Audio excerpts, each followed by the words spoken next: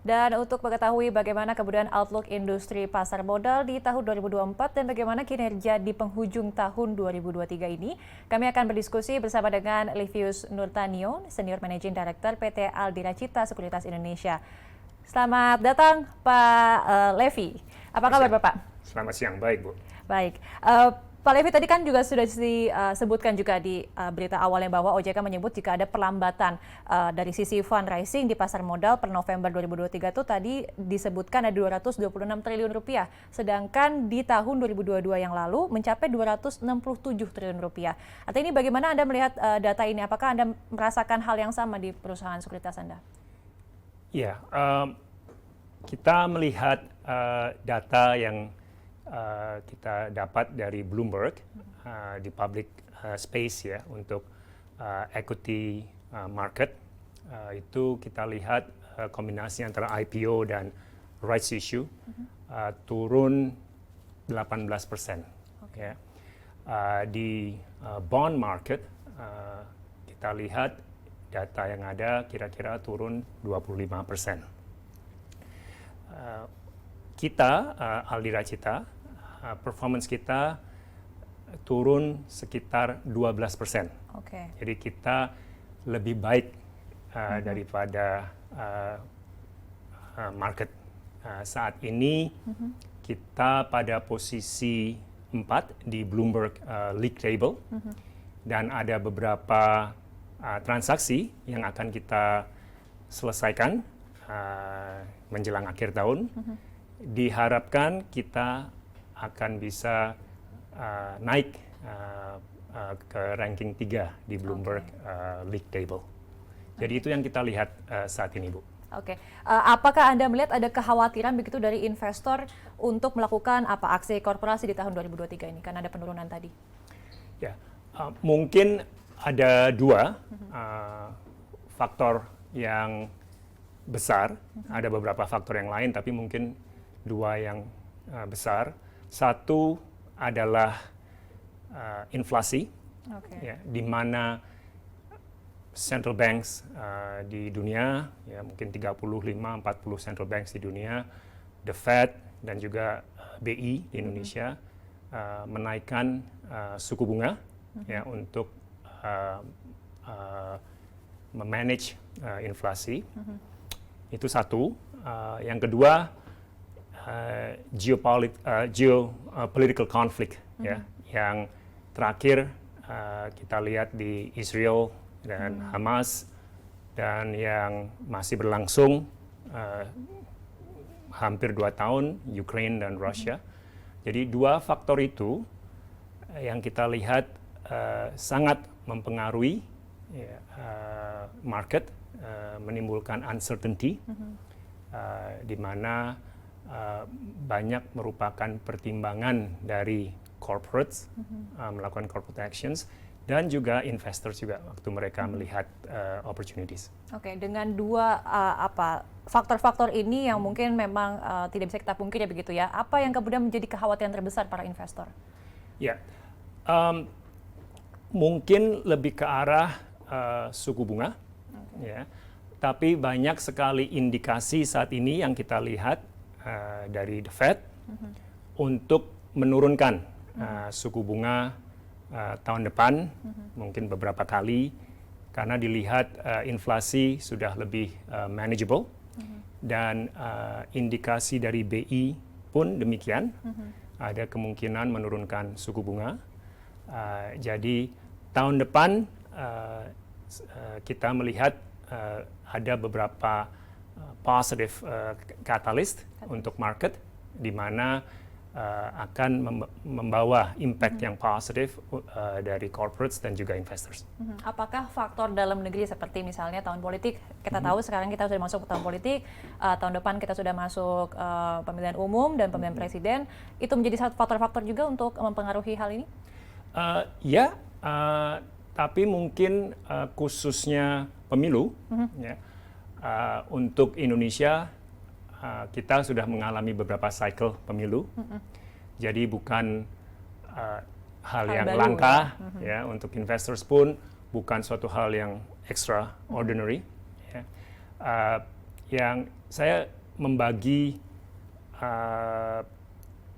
impact daripada pemilu ini lebih ke dua area ya, untuk fundraising ya. Satu di public space, di public market tadi, dan satu di private space. Di public market seperti bond market dan equity market.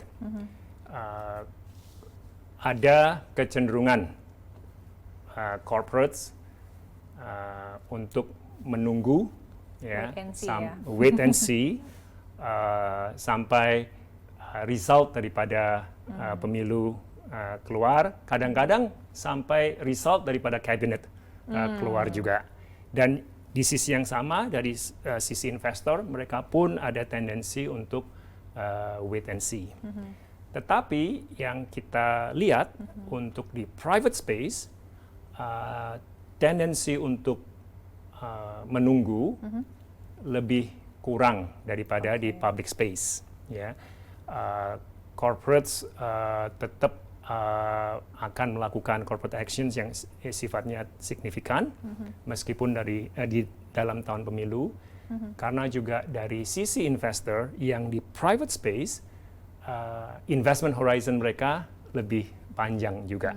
Jadi impact daripada pemilu, kapan mereka masuk ke investasi itu agak kurang daripada dibandingkan untuk investor public. Begitu.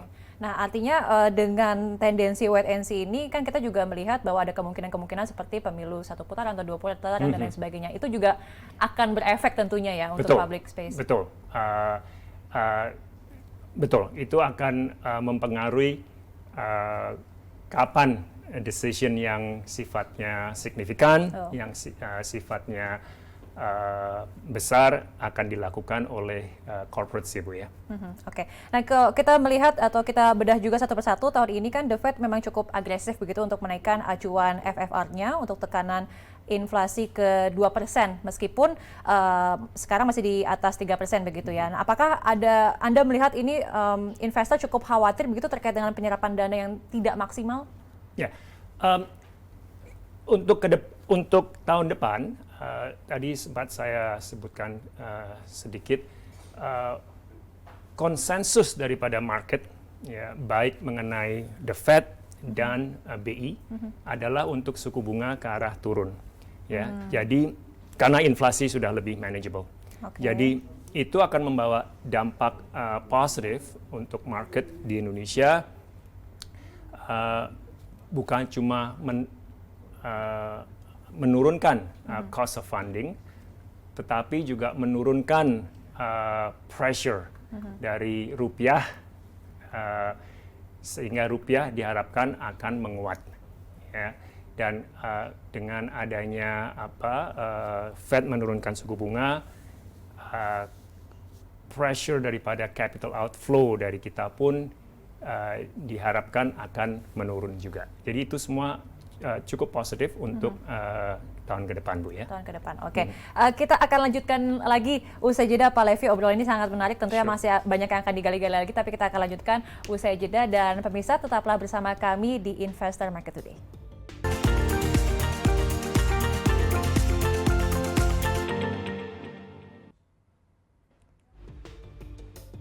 Terima kasih Anda masih bersama kami di Investor Market Today, dan kami masih bersama dengan Bapak Levius Nurtanto, Senior Managing Director PT LD Racita Sekuritas. Pak Levi, kita lanjutkan. Tadi kan sempat disebutkan bahwa ada perlambatan fundraising sebesar 18% yang normalnya ya, atau yang rata-ratanya, tapi di LD Racita ada 12% penurunan. Ini sebenarnya mengkhawatirkan atau tidak, atau sebenarnya normal saja? Ya, mungkin faktor yang terbesar adalah suku bunga, ya. Jadi banyak corporates yang menunda atau menunggu untuk issue bonds ya. Kalau kepentingan mereka adalah untuk corporate actions yang sifatnya non-recurring atau signifikan. Ya. Tetapi banyak corporates yang tetap melakukan bond issuance karena mereka tiap tahun ada bond yang mature juga, seperti banyak multi finance company, mereka tiap tahun ada bonds yang mature dan untuk kepentingan bisnis mereka juga untuk sumber dana menyediakan fasilitas kredit, mereka juga membutuhkan, jadi itu tetap berjalan. Meskipun mungkin size-nya agak lebih kecil, tapi secara overall banyak company yang tetap tap bond market, ya, meskipun di period yang suku bunga terlihat cukup tinggi. Artinya dibandingkan dengan equity, jadi untuk perilisan surat utang atau bond ini di era suku bunga yang tinggi ini masih lebih banyak begitu dibandingkan equity atau kebalikannya? Data yang kita ada berdasarkan Bloomberg, debt market turun lebih besar daripada equity market. Berdasarkan data Bloomberg, sekitar mungkin year to date sekitar 23-25% di debt market, sedangkan di equity market sekitar 18%. Begitu. Jadi penurunannya lebih besar di debt market untuk tahun ini dibandingin tahun lalu. Oke, baik. Nah, ini kan beberapa emiten juga turut mengantisipasi begitu ya kenaikan FFR yang juga akan berdampak ke pelemahan rupiah, kemudian global bond banyak yang di buyback begitu, dan juga apakah Anda melihat ini tren perilisan global bond juga akan rendah?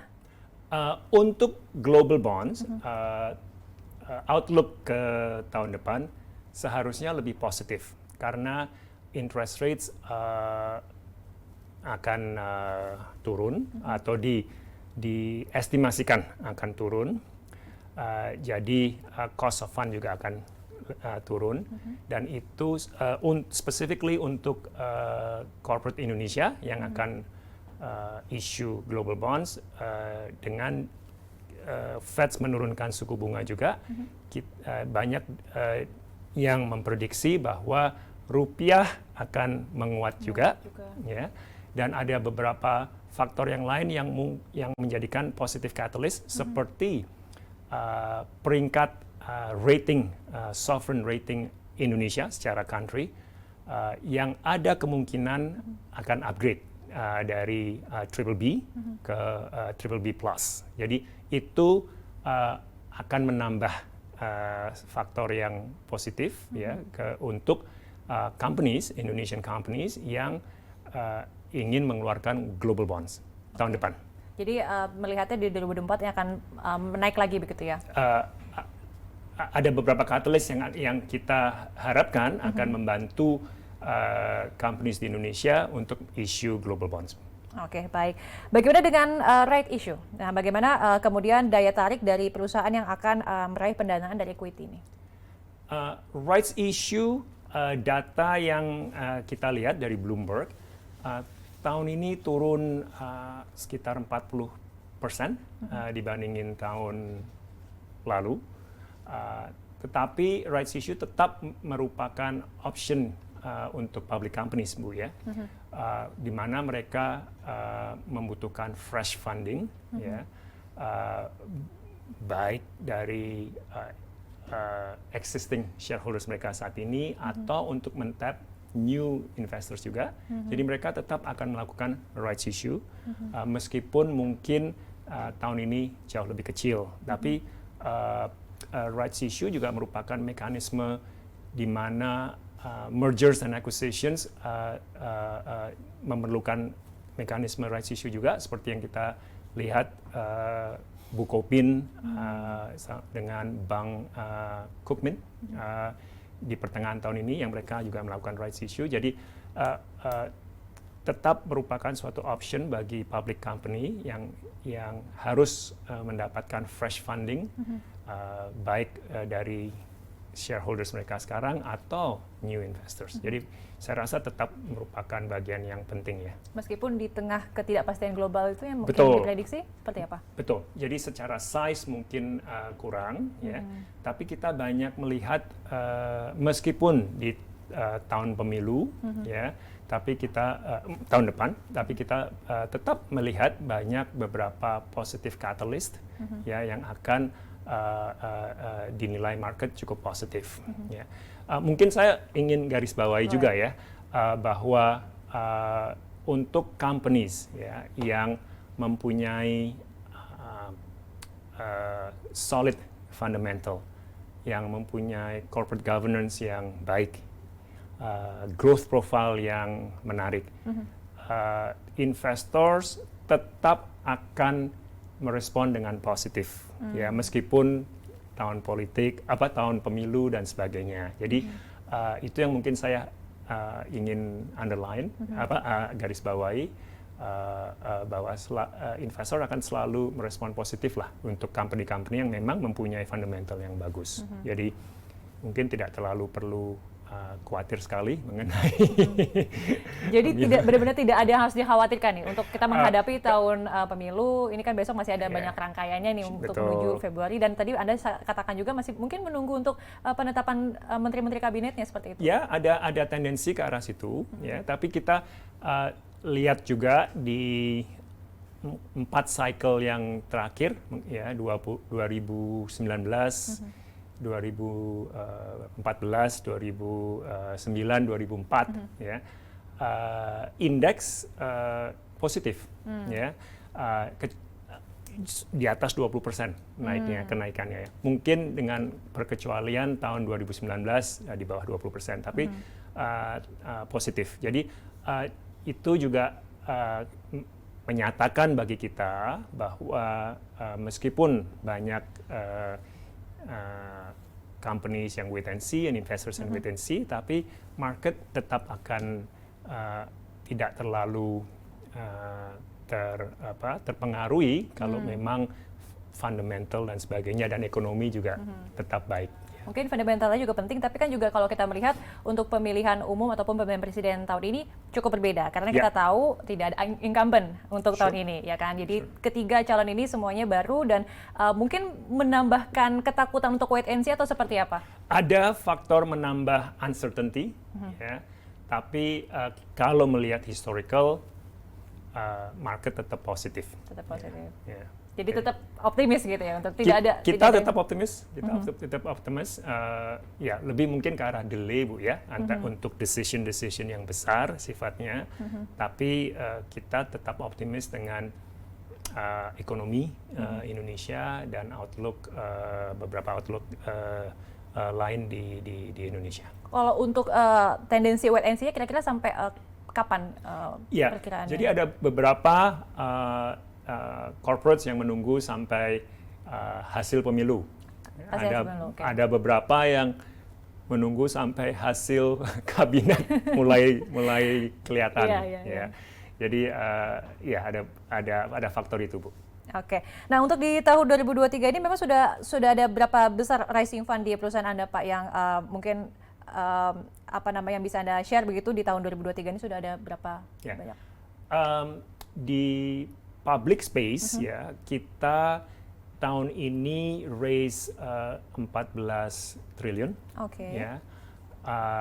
Tapi kita juga cukup aktif di private space juga, di mana mungkin data mungkin tidak disclosable, ya. Kita sebagai boutique investment bank, fokus kita adalah corporate clients, membantu mereka fundraising, baik di private space dan di public space, ya, equity dan debt, dan kita cukup positif untuk tahun ke depan. Oke. Nah, kalau targetnya nih, kalau bisa kita bicara target sebagai underwriter, bagaimana pipeline untuk 2024? Apakah akan ada berapa banyak fundraising yang akan dikerjakan gitu di perusahaan Anda? Ya, pipeline kita cukup sehat untuk tahun depan, baik di public space, kebanyakan di bond market, Bu, ya, dan juga di private space, kombinasi antara debt, equity, dan juga mezzanine. Kita fokus di beberapa sektor, di renewable, logistics, healthcare, dan mining. Mining yang ada hubungannya dengan renewable energy, dan masih masuk tema renewable seperti nickel, graphite, di mana mereka raw materials untuk baterai. Jadi kita mempush ke arah sektor yang kita spesialisasi, dan kita mempunyai banyak harapan bahwa tahun depan akan tetap tahun yang baik. Iya, kita sama-sama harapkan semoga tahun depan tetap tahun baik meskipun ada tahun pemilu, meskipun ada banyak beberapa tantangan ataupun ketidakpastian begitu, tapi tidak akan mempengaruhi bagaimana aktivitas dari fundraising ke depannya. Terima kasih banyak Bapak Livius Nurtanto atau Pak Levi, Senior Managing Director dari PT Aldira Cita Sekuritas atas waktunya bersama kami. Terima kasih banyak, salam sehat selalu Bapak. Terima kasih. Terima kasih Bu. Ya, dan pemirsa Investor Market Today akan segera kembali usai jeda dan tetaplah bersama kami.